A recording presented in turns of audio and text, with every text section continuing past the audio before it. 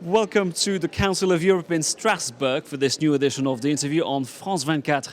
I'm here to attend the first edition of the World Forum for Democracy, an event that has brought together leaders, human rights activists and journalists. They're here to discuss the future of democracy in our ever-changing world. Now, I'm glad to be joined by Sali Berisha, the Prime Minister of Albania. Mr. Berisha, thank you for being with us. Your country currently holds the rotating presidency of the Council of Europe, so you're one of the main organizers of this human rights forum. What do you expect from it? I found it a very important, interesting forum, and this is the oldest European temple on human rights, and you have seen representatives from many nations joined it, and they are debating about vital importance of human rights and prosperity development. There are people from different countries, different races, different religions, different views.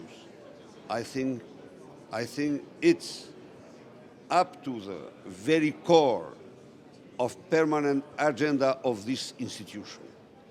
As you said, the Council of Europe was founded after the Second World War. It is Europe's largest human rights body, but many say it's lost much of its influence after following the end of communism and the Cold War. Is it still relevant? I don't think that it had lost. I think it had helped enormously nations that joined European Union. Now there are so many other nations which on the path of consolidating democracy and free market, and they have in this institution a great institution which will, its think tanks is very helpful to them. But also this is in one of the largest rooms of debate and exchange of views, which is helpful. But next to them, Arab Spring countries, and the agenda of our presidency is to work closer with these countries in order to make them profiting from large experiences and expertises of the Council of Europe.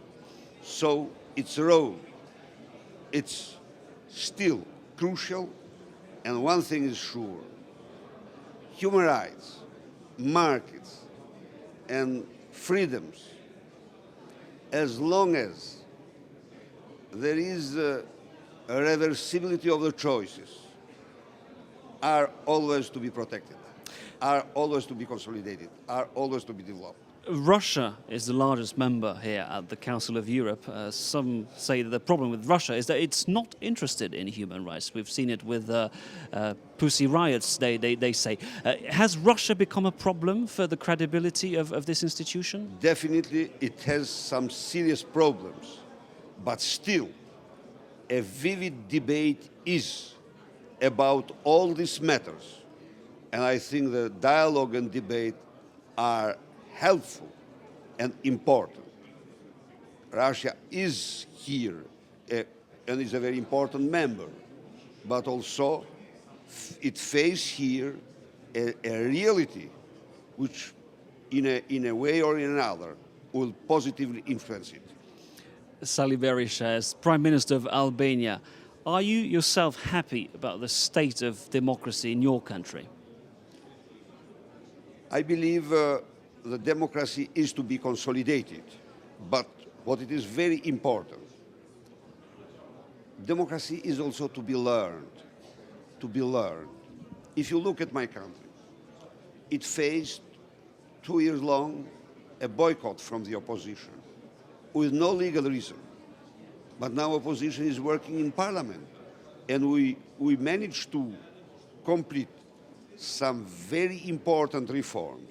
One of them was election reforms, and another which I consider very historic, this removal of immunities in Albania. And it was voted 1 month ago.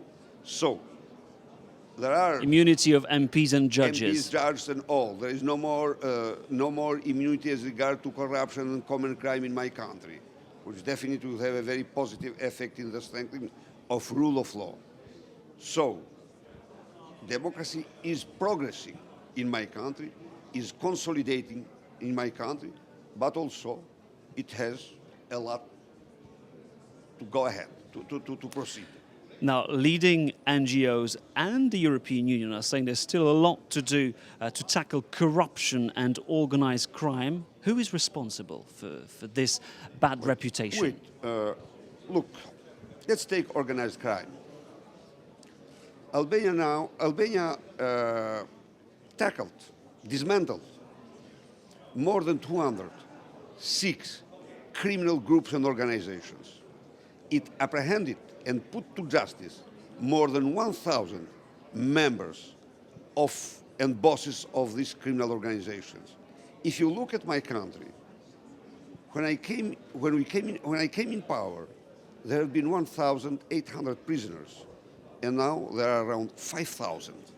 That is, the law is enforced in my country, and indices of serious crimes are lower than the average of European Union. As regard to corruption, and still there is organized crime, but there is a very efficient fighting against it. Let's come to corruption. Albania a few years ago ranked amongst 24 most corrupted countries. Albania, according to World Bank, have had around every year lost from evasions and smuggling more than 1.4 billion US dollar. But what the situation is now, still there is corruption, but there is a very strong fighting against it. In this 6 years, my country got from customs and taxes more than 8.3 billion US dollar, and not by increasing taxes. The taxes were decreased. We have one of the most transparent systems in the world about procurement. We become the first full e-procurement country in the world 2009. We are a country, the most privatized one. That is, more than 84% of our GDP is coming from private sector. There is a policy of penalization as regard to corruption. There is still corruption, but a strong fighting against it. And precisely this week, the European Commission will publish its report on Albania's progress towards EU membership. Are you hoping to receive candidate status, something you've been waiting for many years? Hopefully, yes. We expect a positive avis from the European Commission. But I always had kept this principle that it should be a fully deserved process. We have had a problem. Does Albania deserve candidate status? In my view, yes, but it's not myself to assess. It's EU Commission and EU member states to assess Albania's progress and achievements. Why is joining the European Union so important for your country? After all, the Union is going through an almost existential crisis. It's true the Union is facing a real, very serious crisis, but it's true the other side that this has not at all lowered or damaged the Albanian support for EU membership. More than 94% of my fellow citizens support this project. I think they are smart people because they believe, and they're right to believe, that in this process they become more free, they become more secure, they become more prosperous.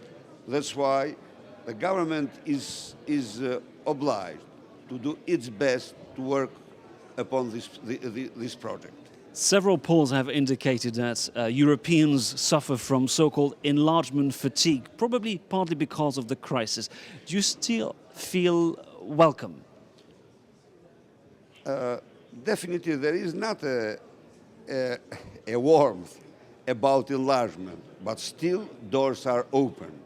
And the Commission do a very serious work in helping preparing my nation, but also with all other countries in this process. Look, this is a very, very helpful process to our nation because it's a process, a universe of norms, standards, criteria, which really makes citizens more free, more secure, more rich, more prosperous. That's why it's a process worth to be followed. Sali Berisha, Prime Minister of Albania, thank you very much. Thank you. It was a great pleasure for me. And thank you for watching this edition of the interview from Strasbourg, from the Council of Europe. We'll now cross over to Paris for more news.